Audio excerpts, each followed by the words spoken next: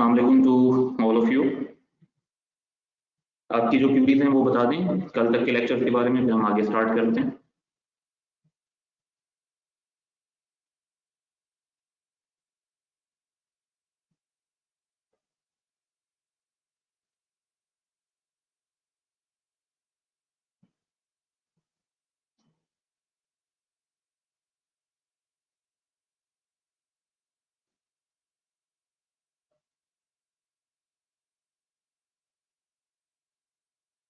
भी क्या आप लोगों को मेरी आवाज आ रही है?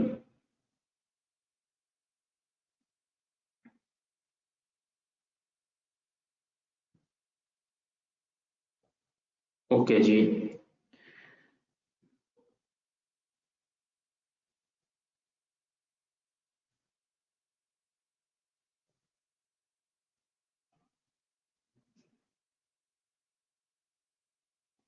जी, एक क्यूरी आई है हमारे पास कि how efficiently and effectively the entities management have discharge their responsibilities to use the entity resources.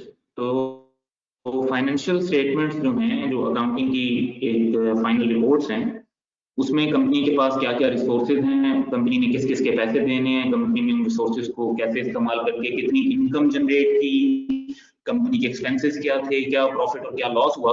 तो जब ये सारी बातें रिपोर्ट्स में बताई जाती हैं फाइनेंशियल स्टेटमेंट्स में, तो उससे पता चलता है कि मैनेजमेंट ने जो अपनी, देखिए मैनेजमेंट की जिम्मेदारी क्या होती है, मैनेजमेंट की जिम्मेदारी होती है कि उन्होंने एंटिटी के बिजनेस के एसेट्स को अच्छे तरीके से यूज करना है ताकि ज्यादा से ज्यादा बेनिफिट हो कंपनी के ओनर्स को।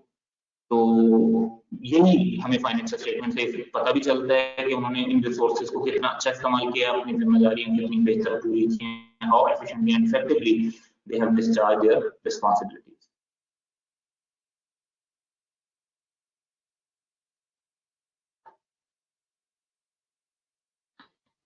तो आज हम आगे चलते हैं और आज हमारा फोकस जो है वो इन फाइनेंशियल स्टेटमेंट्स को समझना है, जिनका जिक्र हम कल कर रहे थे कि सबसे पहले हमने ये देखना है कि ये फाइनेंशियल स्टेटमेंट्स जो हैं वो क्या क्या इसमें चीजें होती हैं, और फिर कुछ करेंगे और आपको एलोकेट भी करेंगे।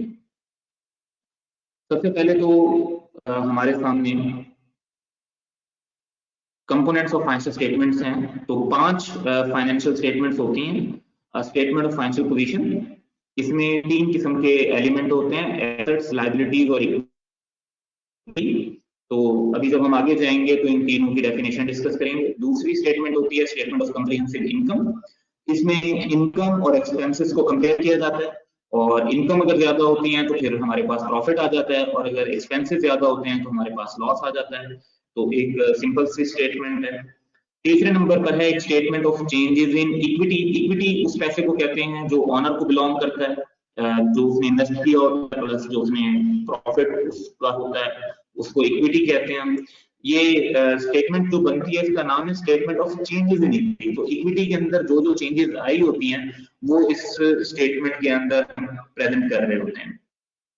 तो ये भी स्टेटमेंट तो आसान है, लेकिन इसमें थोड़े से जो टर्मिनोलॉजी है वो क्योंकि एडवांस यूज होती है, तो ये इंट्रोडक्शन टू अकाउंटिंग के लेवल पर हमारे सिलेबस का हिस्सा नहीं है। ये आप फाइनेंशियल अकाउंटिंग एंड रिपोर्टिंग के अंदर पढ़ेंगे।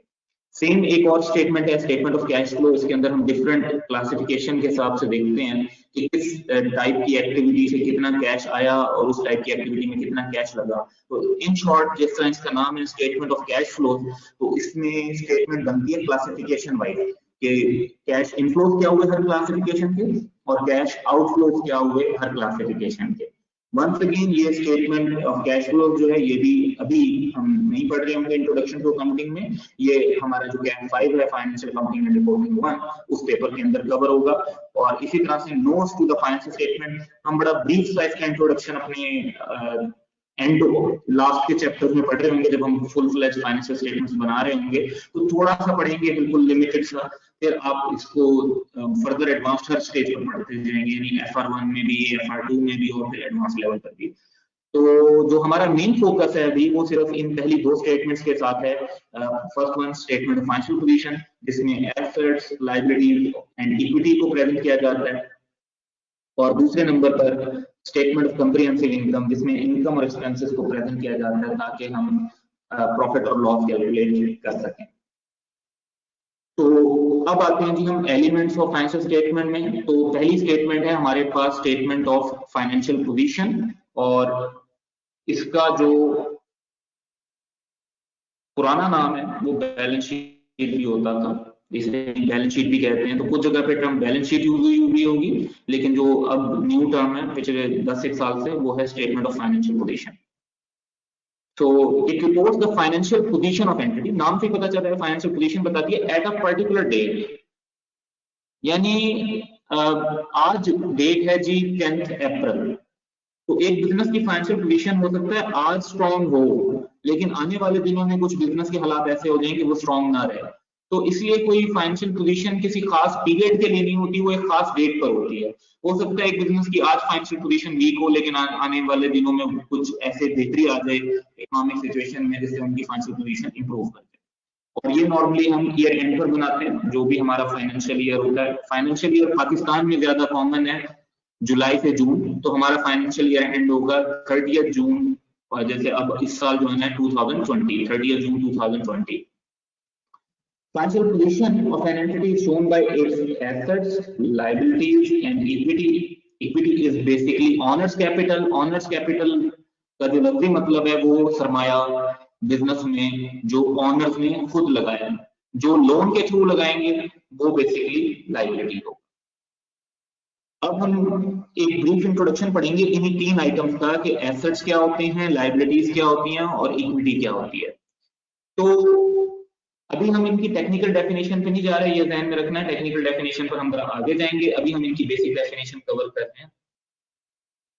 An asset is something the business owns or control, यानी जो बिजनेस की मलकियत में है और बिजनेस की कंट्रोल में है, बिजनेस की मर्जी है उसके ऊपर कि वो उसको करे, और वो अवेलेबल है बिजनेस के पास और या अवेलेबल हो जाएगा ताकि उसको यूज कर सके। इसकी बहुत सारी एग्जांपल्स हैं जो मैं आपके साथ शेयर कर सकता हूँ। आप लैंड ओन करते हैं, आपके पास बिल्डिंग है, आपके पास प्लांट एंड मशीनरीज हैं, फर्नीचर एंड फिक्सचर है, आपके पास मोटर कार्स हैं, आपके पास जो स्टॉक पड़ा हुआ है सेल करने के लिए वो है, आपके जो कस्टमर से आपने बैलेंस रिकवर करना है, रिसीवेबल्स कहते हैं उन्हें, आपका जो बैंक में कैश पड़ा हुआ है, आपके पास जो आपके कैश इन हैंड पड़ा हुआ है, ये सब आपके एसेट्स हैं। इन एसेट्स को हम दो कैटेगरीज में डिवाइड कर लेते हैं। पहले को हम कहते हैं जी करंट एसेट्स, और करंट एसेट्स ऐसे एसेट्स होते हैं जो एक्सपेक्टेड होता है कि इकोनॉमिक बेनिफिट प्रोवाइड करेंगे इन शॉर्ट टर्म, और शॉर्ट टर्म का यहाँ पे मतलब है यूजुअली विद इन 1 ईयर। इसी तरह नॉन करंट एसेट ऐसे होते हैं जिनकी लॉन्ग यूजफुल लाइफ होती है। अब मैं एक एग्जांपल देता हूँ, जैसे कैश इन हैंड है, आप अभी अभी यूज कर सकते हैं। आपके पास जो बिजनेस में इन्वेंट्री पड़ी है जिसे हम स्टॉक भी कहते हैं, तो वो देखें स्टॉक आज ही सेल होगा, एक हफ्ते में सेल हो जाएगा, 1 महीने में सेल हो जाएगा, 6 महीने में सेल हो जाएगा, 10 महीने में सेल हो जाएगा, सेल हो जाएगा, नॉर्मली शॉर्ट टर्म में सेल हो जाता है, वो करंट एसेट्स है। लैंड बिल्डिंग ये लंबे अरसे की इनकी लाइफ है, आपने इनको 2-4 महीने के लिए नहीं लिया होता, आपका मकसद होता है कि 10 साल 20 साल 25 साल तो आप इनको यूज करें। एक फर्नीचर लिया जाता है तो वो उम्मीद होती है कि 4 से 5 साल चलेगा। आप एक एसी एयर कंडीशनर इंस्टॉल करते हैं तो उसके बारे में भी आपकी एक्सपेक्टेशन होती है कि ये 5 से 6 साल हमें बेनिफिट देगा। तो जिनकी लॉन्ग यूजफुल लाइफ होती है और over a period of several years जिनसे हमें बेनिफिट मिल रहा होता है, उनको हम नॉन करंट एसेट्स कहते हैं।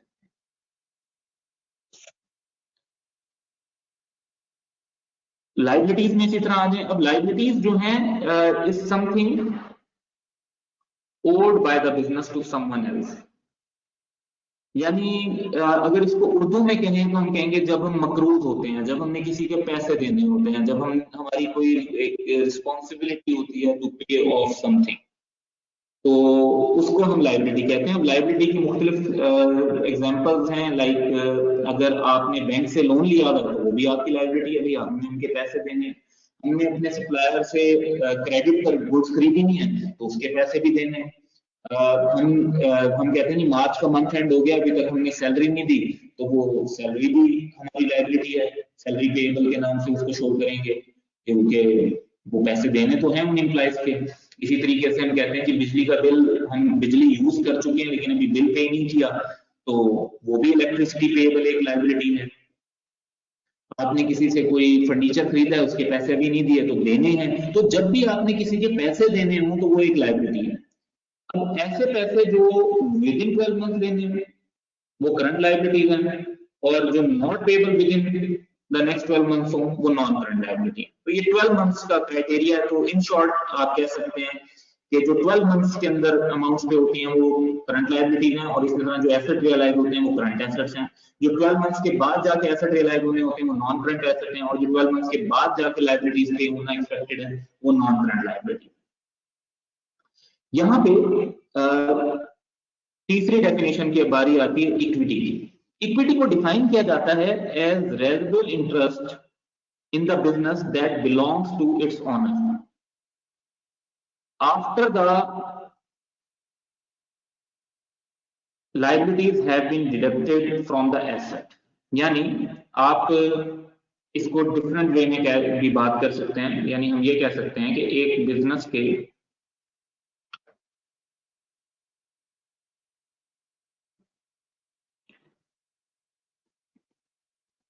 एसेट्स में से अगर लायबिलिटीज माइनस कर दी जाएं तो जो जवाब आएगा वो इक्विटी या ऑनर कैपिटल कहलाता है। अच्छा, अब इसकी लॉजिक क्या है, अब जरा डिस्कस करते हैं। लेट्स अज्यूम कि एक बिजनेस के पास जो टोटल एसेट्स हैं, रिसोर्सेज हैं, वो हैं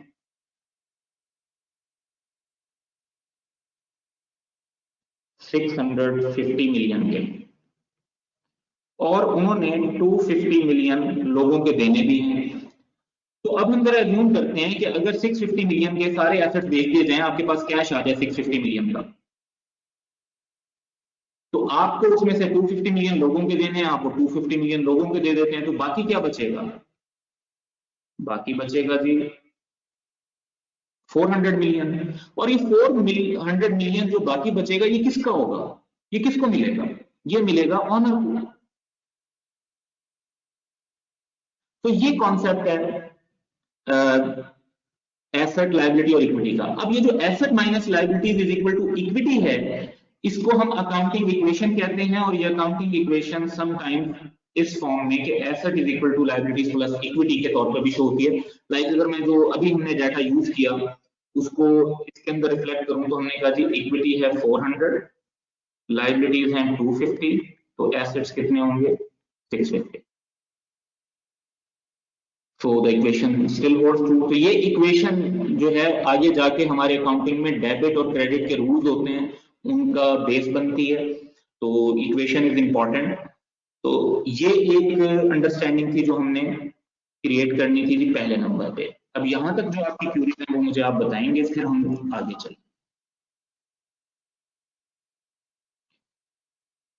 जी क्या एक क्वेश्चन है कि जी क्या हम ये कह सकते हैं कि जो इक्विटी है वो कैपिटल इन्वेस्टेड है, लेकिन इक्विटी ब्रॉड है। देखिए आपने जो कैपिटल इन्वेस्ट किया उसके बाद जो प्रॉफिट होता जाएगा इक्विटी बढ़ती जाती है। आपने 100 मिलियन बिजनेस में इन्वेस्ट किए, आपकी इक्विटी 100 मिलियन ही है। फिर बिजनेस में 20 मिलियन का प्रॉफिट हो गया तो आपकी इक्विटी 120 मिलियन होगी।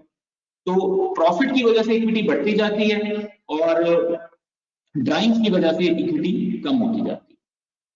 Equity and capital are same जी, बिल्कुल इक्विटी और कैपिटल जो है वो नॉर्मली सेम है, लेकिन एडवांस लेवल पर जब आप जाएंगे तो आप टर्म सुनेंगे लोन कैपिटल और इक्विटी कैपिटल। देखिए वर्ड कैपिटल का मतलब है सरमाया, तो जो सरमाया ऑनर ने लगाया होता है उसको हम इक्विटी कैपिटल कहते हैं, जो आपने बैंक से लिया होता है उसे लोन कैपिटल कहते हैं। लेकिन इंट्रोडक्शन टू अकाउंटिंग जैसे बेसिक लेवल पर अक्सर जस्ट कैपिटल का वर्ड यूज कर दिया जाता है ऑनर के कैपिटल के लिए। जी लाइबिलिटी अगेन बता दें, लाइबिलिटी हमने जो लोगों के पैसे देने होते हैं उसे लाइबिलिटीज कहते हैं। जी नॉन करंट लाइबिलिटीज की एग्जांपल, आपने बैंक से लोन लिया हुआ है जो आपने 4 साल के बाद वापस करना है, क्योंकि आपने 12 महीने के बाद वापस करना है, तो ये नॉन करंट लाइबिलिटी की एग्जांपल होगी। एसेट्स बता दें, एसेट्स होते हैं जी land, building, plant, furniture, generator, air conditioner, ये सब एसेट्स हैं आपके। जी क्या हम कह सकते हैं कि capital plus profit is equal to equity? जी बिल्कुल कह सकते हैं। वंस अगेन ये कंप्लीट इक्वेशन नहीं होगी। Capital plus profit minus drawings would be equal to equity.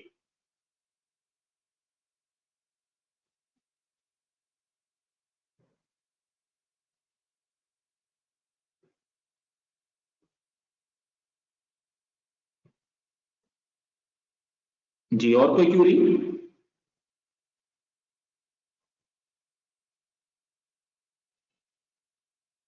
Okay so हाँ जी, अगर लॉस होगा, जिस तरह प्रॉफिट ऐड होता है तो उसी तरह जब लॉस होगा तो वो माइनस होगा। तो अभी हम जो है कुछ क्वेश्चंस भी देखते हैं और उन क्वेश्चन को सॉल्व करके जो है हम आगे चलेंगे। तो सबसे पहले आई वुड लाइक के हम क्वेश्चन नंबर 4 एंड 5 को जरा देख लें और फिर आगे चलते हैं।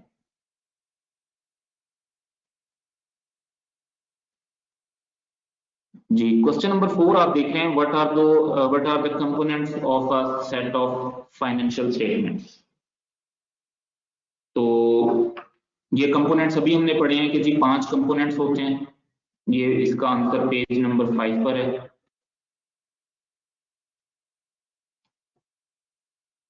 ये आंसर है जी इसका।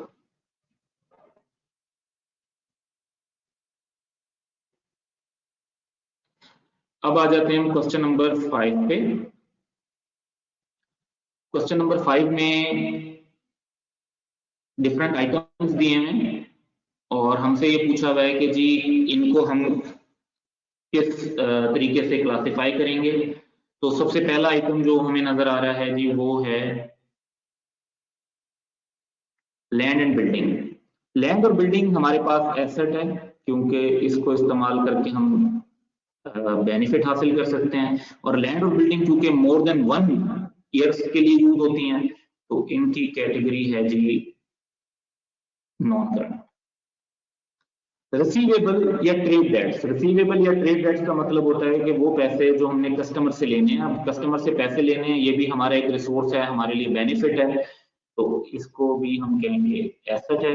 लेकिन क्योंकि कस्टमर से पैसे तो हम ऐसे 1 महीने का क्रेडिट देते हैं, 2 महीने का क्रेडिट देते हैं, तो कस्टमर से पैसे रूटीन में विद इन 1 ईयर ही रिकवर हो जाते हैं। For that reason it would be current.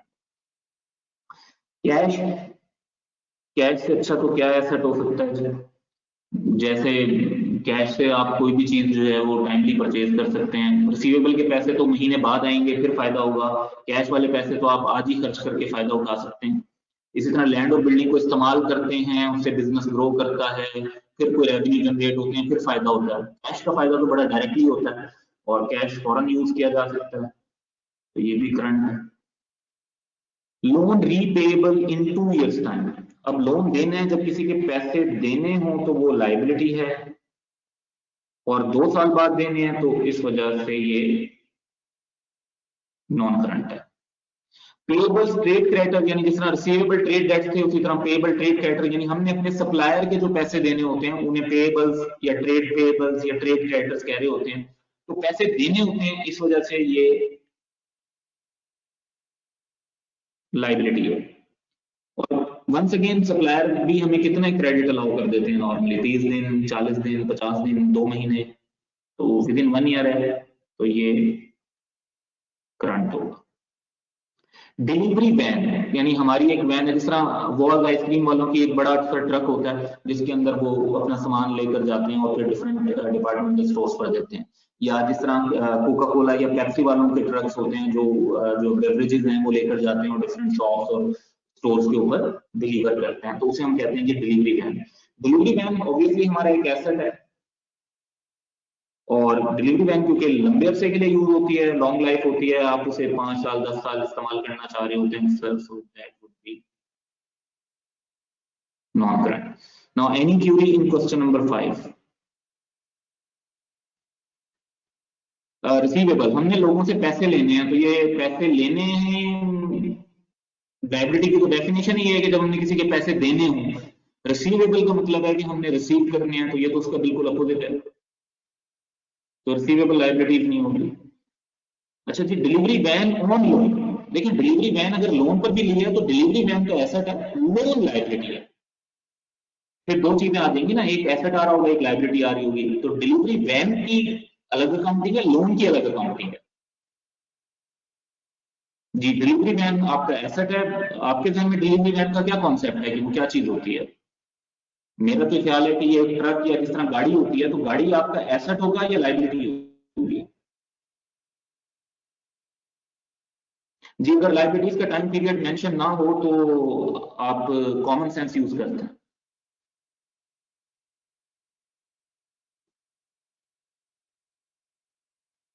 जी तो डिलीवरी मैन एसेट ही है, हमने भी एसेट ही लिखा।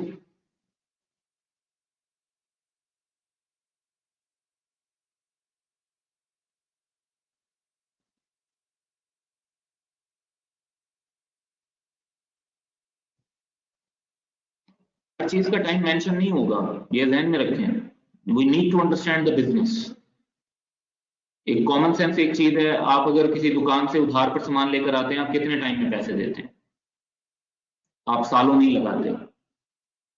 बिजनेस के अंदर जो नॉर्मल ट्रेड चल रहा होता है सप्लायर और कस्टमर के दरमियान, वो ये नहीं होता कि 1 साल बाद पैसे देंगे, 4 साल बाद पैसे देंगे। दैट इज ऑब्वियसली करंट, तो आपने उसको अप्लाई करना है उसमें। हाँ एक चीज बड़ी इंपॉर्टेंट है कि आप सब लोगों का एक्सपोजर नहीं है बिजनेसेस का। कुछ हद तक तो होगा, आप लोग जाके चीजें खरीदते हैं, आप शॉपिंग करते हैं, आप रेस्टोरेंट्स पे भी जाते हैं, आप डिपार्टमेंटल स्टोर्स पर भी जाते हैं, एज अ कस्टमर आप वहां पर चीजें खरीद रहे होते हैं। हो सकता है आपने कभी नोटिस किया हो कि जो बेच रहे हैं उनका पर्सपेक्टिव क्या है, क्योंकि अकाउंटिंग तो बिजनेस के लिए हो रही है ना। तो कभी कभार हो सकता है आपने सोचा हो कि जी उनका पर्सपेक्टिव क्या है, हो सकता है आपने ना सोचा हो कि उनका पर्सपेक्टिव क्या है, और हो सकता है हर टाइप ऑफ बिजनेस के बारे में भी आपको आइडियाज ना हो। तो for that we are here, जहां पे आपको किसी बिजनेस की नेचर क्लियर ना हो रही हो, like you can ask me कि जी why payable have been considered as current. तो मैंने उसमें इसलिए आपको शुरू में बताया कि सप्लायर्स के साथ जो नॉर्मली क्रेडिट होता है वो 1 से 2 महीने का होता है, तो इसलिए शॉर्ट टर्म है और करंट होने चाहिए। तो यू वुड आस्क मी, और हम आपको डिफरेंट बिजनेसेस में अगर कोई चीज कैसे वर्क करती है, कैसे उसका मॉडल वहां पे वर्क करता है, उसके बारे में बताएंगे। बीइंग ए चार्टर्ड अकाउंटेंट, याद रखें कि we have to solve problem. Chartered accountant को हर चीज हुई भी नहीं मिलती कि जी फुल डिटेल पता हो, ये ऐसे ऐसे बहुत सारी चीजें अनक्लियर होती हैं। We apply our skills and knowledge और हम फिर उनको सॉल्व करते हैं कि ये इस सिचुएशन में ये काम ऐसे होना है। Let's move to next question.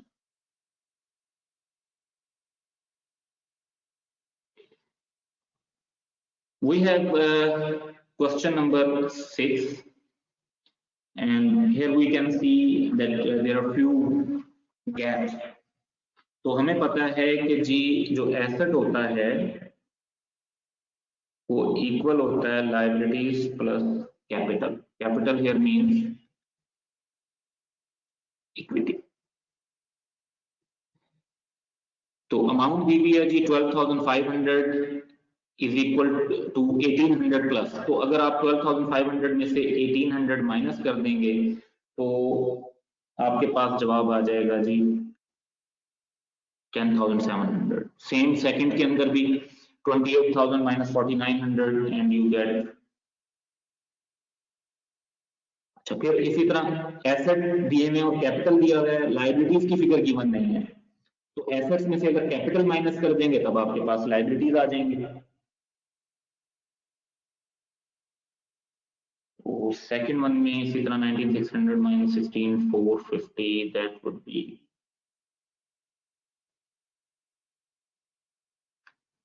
अब एसेट्स गिवन नहीं है, लायबिलिटीज और कैपिटल गिवन है, तो सिंपली आप लायबिलिटीज और कैपिटल को ऐड कर दें तो आपके पास एसेट्स की वैल्यू आ जाएगी 19,000, 6,000, 25,000, 300, 200, 500 और 11,565 और 39,750। 39 और 1150 1 प्लस हो गया 51, 565, 750, 1000 माइनस, तो ये बन जाएगा 51,315।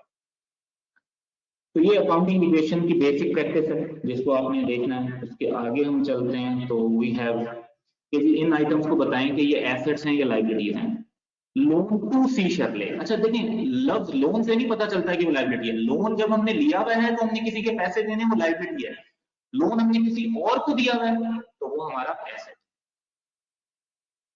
क्योंकि हमने उससे पैसे लेंगे। बैंक ओवरड्राफ्ट, अब बैंक ओवरड्राफ्ट ये होता है कि बैंक में एक तो होता है ना बैंक बैलेंस। बैंक बैलेंस होता है कि हमारे पैसे बैंक में पड़ेंगे। जब आपने बैंक से उल्टा उधार लिया हुआ हो, आपका बाप का तो बिजनेसेस का बैंक से अरेंजमेंट होता है कि भाई पैसे थोड़े से ऊपर नीचे हो जाते हैं तो हम जो चेक इशू करते हैं ना, आप पेमेंट कर दिया करें, हमारे पैसे आ जाएंगे, और बैंक उस पर फिर इंटरेस्ट ले लेते हैं, तो वो इस तरह का अरेंजमेंट ऑफर करते हैं ओवरड्राफ्ट का। तो ओवरड्राफ्ट का मतलब होता है कि हमारा बैंक में नेगेटिव बैलेंस है। नेगेटिव बैलेंस का मतलब है कि हमें उनके पैसे देने हैं, तो that will be liability. Fixtures and fittings, ये जो दीवारों में पर्दे वगैरह फिक्स हुए हुए हैं, या व्हाइट बोर्ड क्लासरूम्स में लगा हुआ होता है, या फिटिंग्स में जैसे जो एक बिलिंग लगी हुई होती है डिफरेंट चीजों पे, या फॉल सीलिंग जिस तरह फिट हुई होती है उनके अंदर, तो ये हमारा रिसोर्स है, ये एसेट है।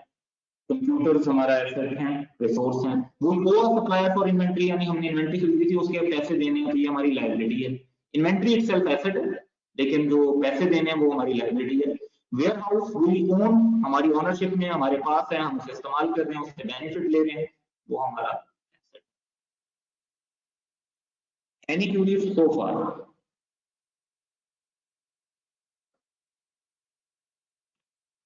जी, लोन जब आपने किसी को दिया हुआ है तो आपका एसेट है, क्योंकि आपने पैसे लेने हैं। Loan to someone is your asset, loan from someone is your liability. Bank overdraft, क्योंकि आपने बैंक के पैसे देने हैं तो ये इसलिए लायबिलिटी है। बैंक बैलेंस होता तो आपका एसेट होता। 5 है कोई ओ अ सप्लायर। ओ का मतलब होता है हैव टू पे, जब किसी के पैसे देने हैं तो वो लायबिलिटी है। फिक्सचर एंड फिटिंग, भाई जो आप जिस तरह फर्नीचर होता है आपके पास, इसी तरह जो आपके घर में जो टेबल पड़ी हुई है, जो दीवार में आपने पंखा लगाया हुआ है, वो फिटिंग है, वो आपका एसेट है। जी जी, नॉन करंट एसेट है, लेकिन इस क्वेश्चन में अभी हम करंट और नॉन करंट को डिस्टिंग्विश नहीं कर रहे थे, हम सिर्फ ये देख रहे थे कि वो एसेट है या लायबिलिटी है।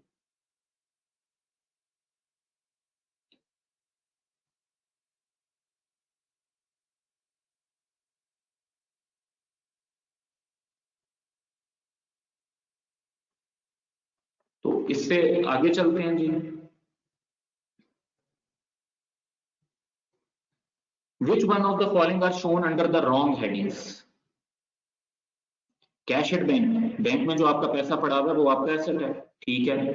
फिक्सचर, जो फिक्स हुई भी चीजें होती है ना, दीवार में उन्हें फिक्सचर कहते हैं, वो भी आपका एसेट है। अकाउंट्स पेएबल, यानी आपने लोगों के पैसे देने हैं, ये एसेट नहीं है, ये गलत क्लासिफाई हुआ। बिल्डिंग्स आपका एसेट है, इन्वेंट्री आपका एसेट है, अकाउंट रिसीवेबल आपका एसेट है। कैपिटल लायबिलिटी नहीं है, लेकिन कैपिटल एसेट भी नहीं है। लोन फ्रॉम, पिछले क्वेश्चन में याद रखें लोन टू था तो वो एसेट था, यहाँ पे लोन फ्रॉम है तो ये लायबिलिटी है। मशीनरी एसेट है, लायबिलिटी में शो नहीं होना चाहिए। मोटर व्हीकल एसेट है, लायबिलिटी में शो नहीं होने चाहिए।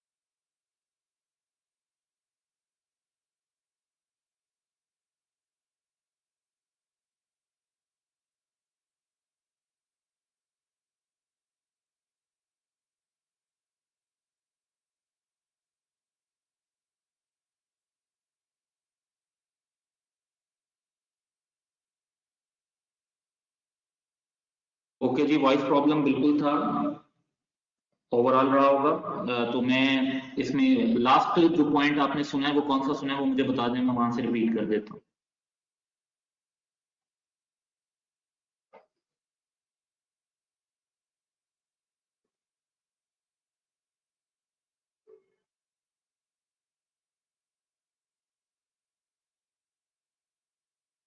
जी क्यूरीज बताएं अपनी।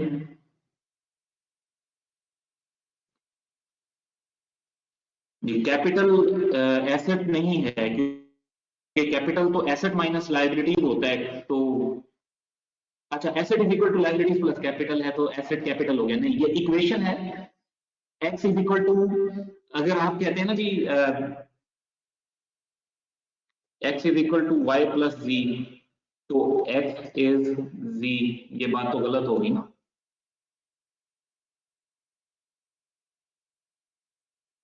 तो इस कैलकुलेशन की बेस पर आप ये नहीं कह सकते कि जी कैपिटल तो एसेट होगा।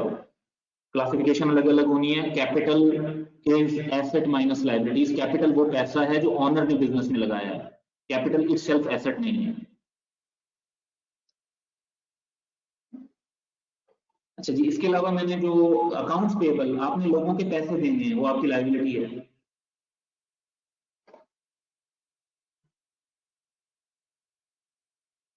पेबल का मतलब है पैसे देने हैं, अकाउंट्स का मतलब है खाता, उर्दू में सिंपल वर्ड तो अकाउंट्स की है।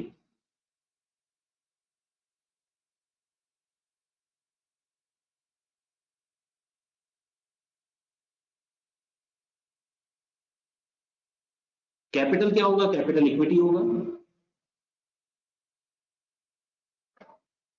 इन्वेंट्री हमारा एसेट होता है, जो स्टॉक हमने सेल करने के लिए रखा होता है ना, जैसे कारों के शोरूम पे जो गाड़ियां सेल के लिए पड़ी हैं वो इन्वेंट्री है। जैसे कपड़े की दुकान पे जो कपड़े के थान पड़े हैं सेल करने के लिए, वो इन्वेंट्री है। जैसे डिपार्टमेंटल स्टोर में जो सारी चीजें शेल्फ में लगी हुई हैं, वो इन्वेंट्री है।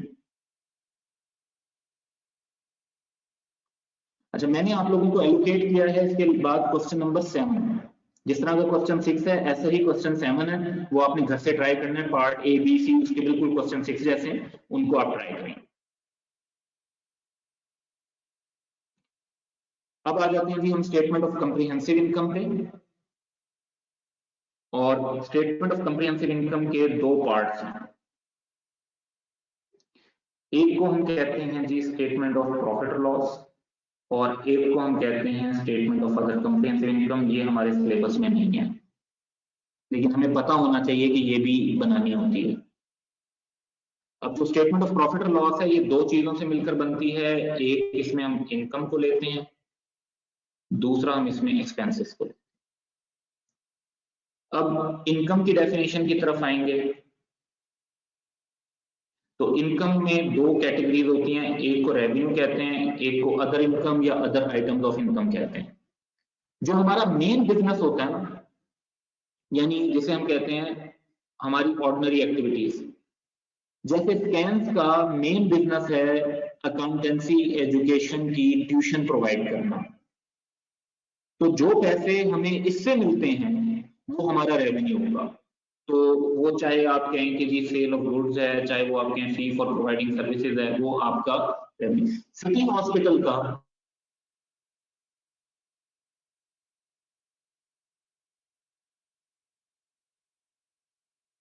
जो इंडस मोटर्स है, टोयोटा, जो गाड़ियों को सेल करते हैं, उनसे जो पैसे मिलते हैं वो उनका रेवेन्यू है। तो जो आपकी ऑर्डिनरी एक्टिविटीज होती हैं, उनसे जो पैसे आपके पास इनकम आती है उसे रेवेन्यू कहते हैं।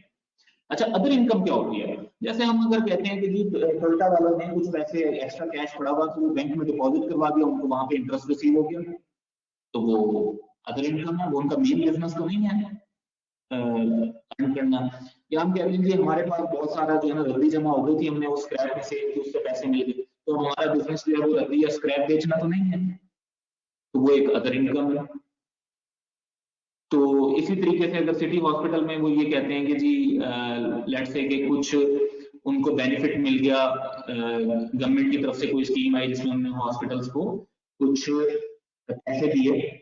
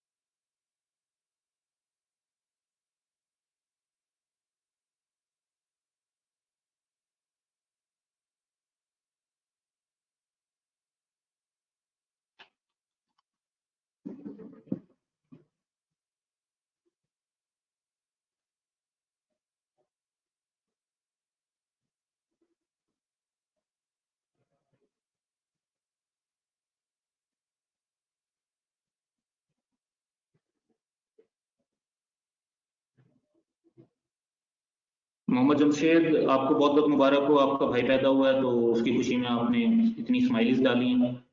We also congratulate you.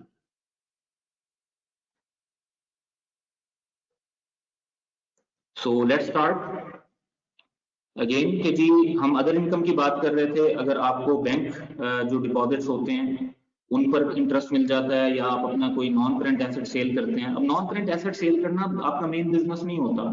अगर स्कैम में हम कोई एयर कंडीशनर सेल कर देते हैं क्योंकि हम रिप्लेस करना चाह रहे थे विद न्यू वन, तो एसी बेचना हमारा मेन बिजनेस नहीं है। तो उस एसी को, पुराने एसी को बेचकर तो हमें अगर कोई होगी, कोई गेन होगा, तो हमारी अदर इनकम होगा, वो रेवेन्यू नहीं होगा। इसी तरीके से हम बात करेंगे जी अब एक्सपेंसेस की।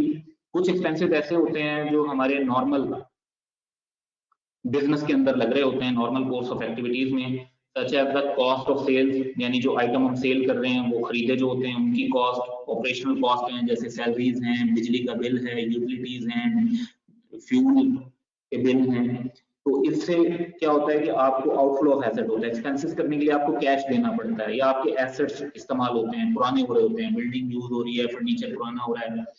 लॉसेस जो है इसी तरह वो भी एक्सपेंसेस की कैटेगरी में, एक्सपेंसेस भी हैं और अदर लॉसेस भी हैं। जैसे कोई एसेट बेचा तो नुकसान हो गया, जिस तरह गेन हो सकता है वैसे नुकसान भी हो सकता है। आग लगने से, फ्लड आने से नुकसान हो सकते हैं, तो उनको हम लॉसेस कंसीडर करते हैं और रिकॉर्ड करते हैं। अब हम आते हैं जी अपनी फाइनेंशियल स्टेटमेंट्स की तरफ, और इन फाइनेंशियल स्टेटमेंट्स में हम देखेंगे सबसे पहले तो अगर आप नोटिस करें तो ये एक स्टेटमेंट ऑफ कंप्रीहेंसिव इनकम बनी हुई है। सबसे ऊपर बिजनेस का जी लॉसेस भी अदर एक्सपेंसेस होंगे।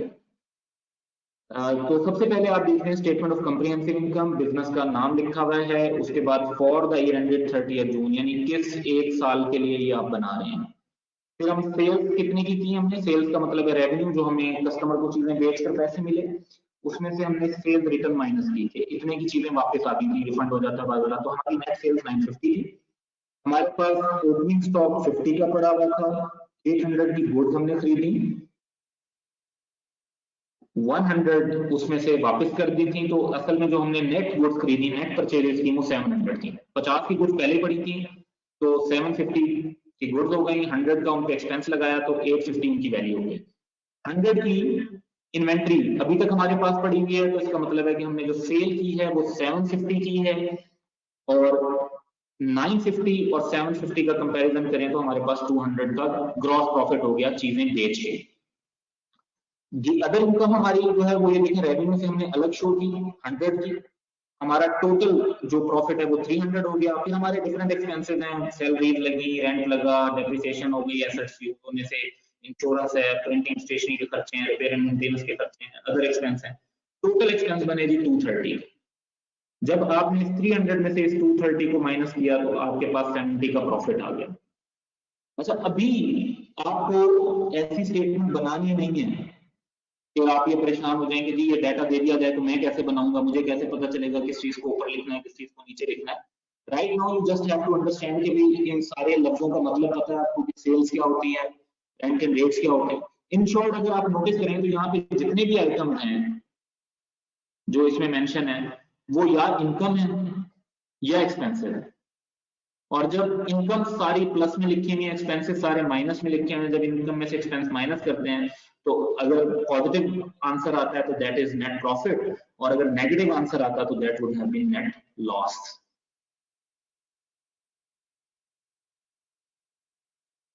जी, सेल्स में से कॉस्ट ऑफ सेल्स माइनस करें तो ग्रॉस प्रॉफिट आता है। अभी आपने कॉस्ट ऑफ सेल्स कैलकुलेट नहीं करनी, इसलिए मैं इसको दोबारा रिपीट करके टाइम वेस्ट नहीं कर रहा हूँ, क्योंकि क्लियर होगा नहीं कि कॉस्ट ऑफ सेल्स एग्जैक्टली कैसे कैलकुलेट होती है। हम फॉर्मेट डिस्कस कर रहे हैं, अभी बनाना डिस्कस नहीं कर रहे हैं।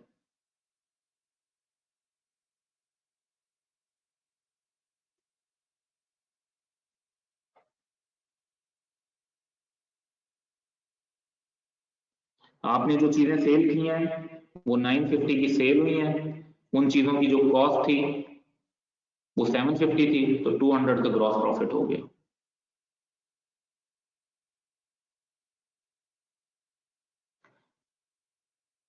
After this let's move to other format.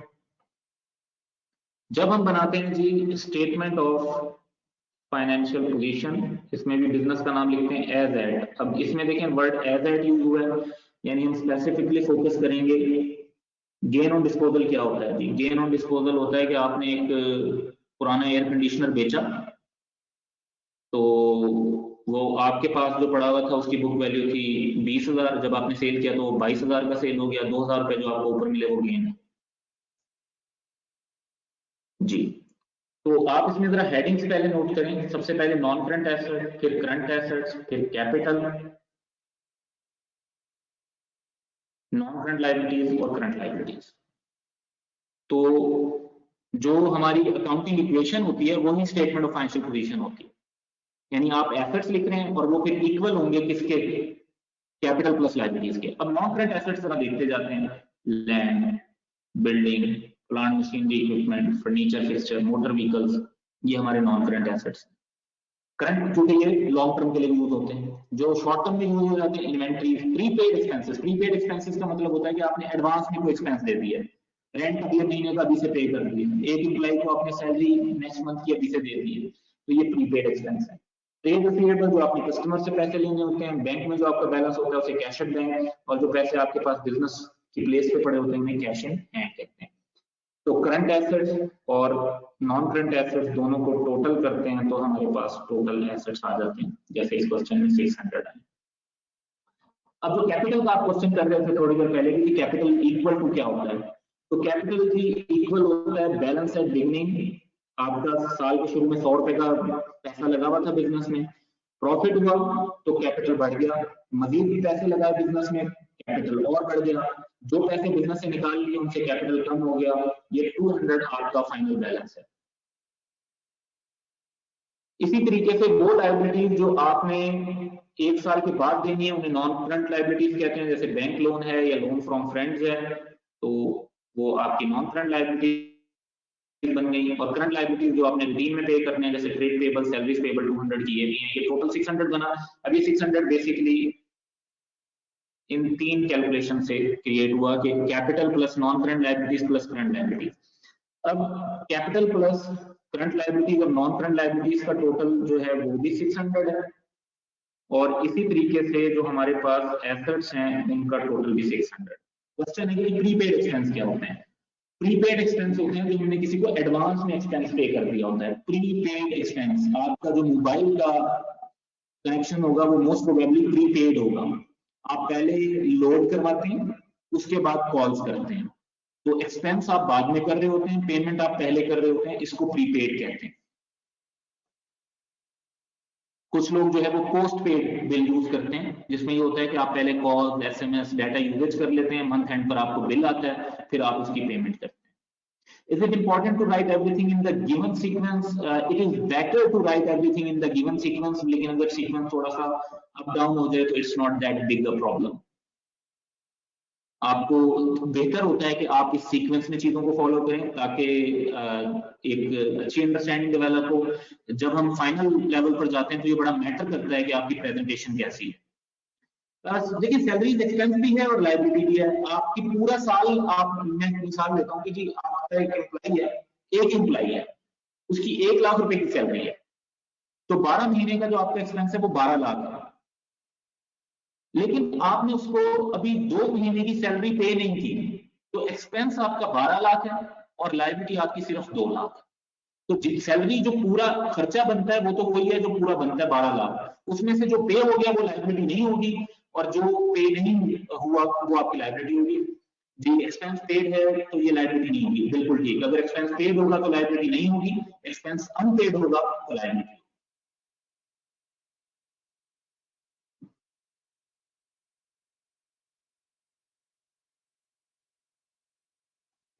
जी और क्यूरीज?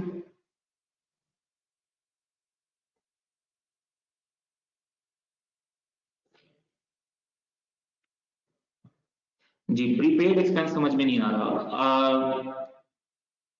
आपने मोबाइल से कॉल करनी हो तो आप लोड करवाते हैं, जिन्हें प्रीपेड एक्सपेंस समझ में नहीं आ रहा, क्योंकि मैं ये जानना चाह रहा हूँ कि मैं वही एग्जांपल दूं जो रियल लाइफ में होती है। ओके, तो आप पहले पैसे देते हैं और बाद में आप उनको यूज करते हैं, इसी को कहते हैं प्रीपेड। अगर हम मई के महीने का रेंट आज दे दें और फिर बिल्डिंग को हम यूज करेंगे मई में, तो फ्यूचर में हमें बेनिफिट मिलेगा और तब हमें पैसे नहीं देने पड़ेंगे क्योंकि हम ऑलरेडी दे चुके हैं, इसे ये हमारा एसेट बन जाता है जी। पेड लायबिलिटी नहीं होती है, पेएबल लायबिलिटी होती है। अगर आपने ऑलरेडी किसी के पैसे दे दिए हैं तो वो तो आपकी लायबिलिटी नहीं है। आपने अगर किसी के पैसे नहीं दिए अभी तक तो वो लायबिलिटी है। Paid is not liability, payable is liability.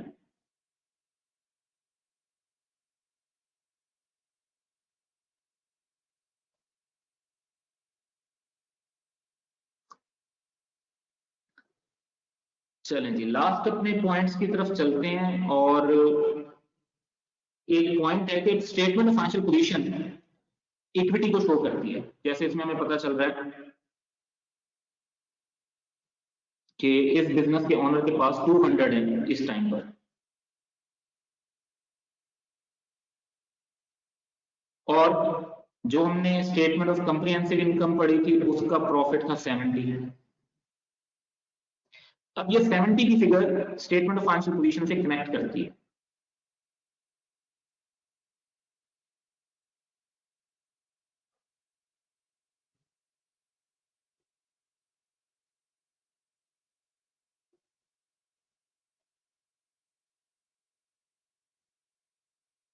ये देखें, तो जो स्टेटमेंट ऑफ कंप्रिहेंसिव इनकम में प्रॉफिट कैलकुलेट होता है वही प्रॉफिट कैपिटल के अंदर जाकर ऐड होता है।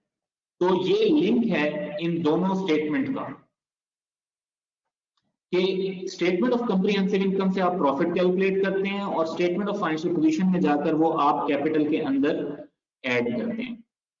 तो यहाँ पे जो पॉइंट्स हैं वो देखते हैं। Statement of financial position equity को शो करती है, statement of comprehensive income net profit को शो करती है, प्रॉफिट ऑनर का होता है तो ये इक्विटी के अंदर ऐड कर दिया जाता है।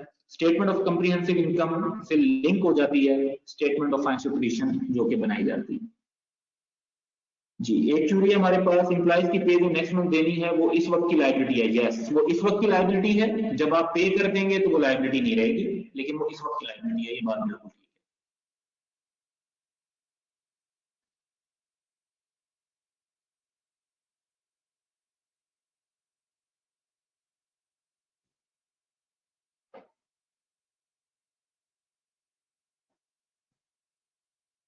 जी, जब तक आपने उनसे काम नहीं करवाया तो तब तक के पैसे देने की तो आपकी कोई लायबिलिटी नहीं होती ना। स्कैन ने अभी मई की सैलरी तो लायबिलिटी नहीं है क्योंकि मई में तो अभी एम्प्लॉइज से कोई वर्क ही नहीं लिया। अप्रैल के 10 दिनों की लायबिलिटी बनती है।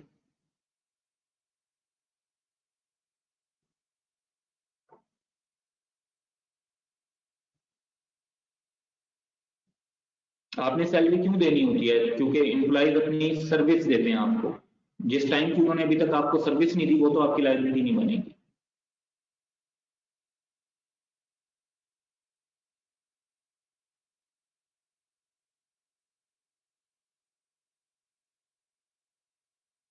नहीं नहीं, एक्सपेंस होगा तो लायबिलिटी होगी कि इशू नहीं है।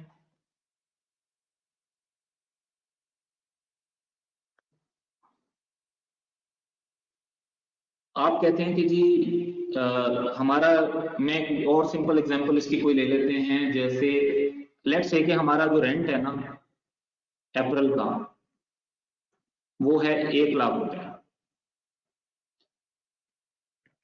हमने पे कर दिया लैंडलॉर्ड को 70,000, जो बाकी 30,000 है वो अनपेड है। तो हमारे पास पैसे कम थे, हमने कुछ पे कर दिए और कुछ पे नहीं किए। तो जो ये टोटल 100,000 है ये हमारा होगा एक्सपेंस, क्योंकि हमारा खर्चा तो यही बनता है ना, चाहे दिया हो या ना दिया हो खर्चा तो हो गया, एक्सपेंस तो हो गया। जितनी अमाउंट उसमें से पे कर दी वो ओके, जो पे नहीं की वो लायबिलिटी। एक्सपेंस भी ऐसे ट्रीट होते हैं नहीं।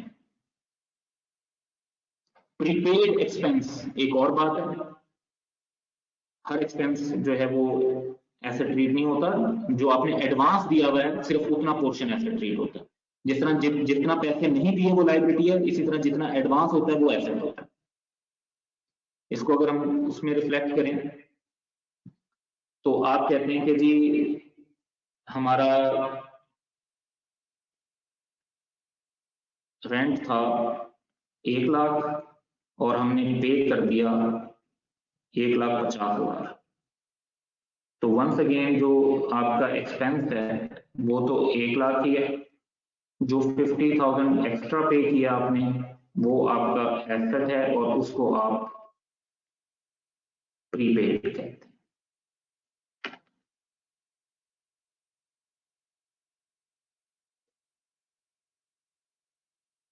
जी एक्सपेंस बढ़ने से एसेट कम होते हैं।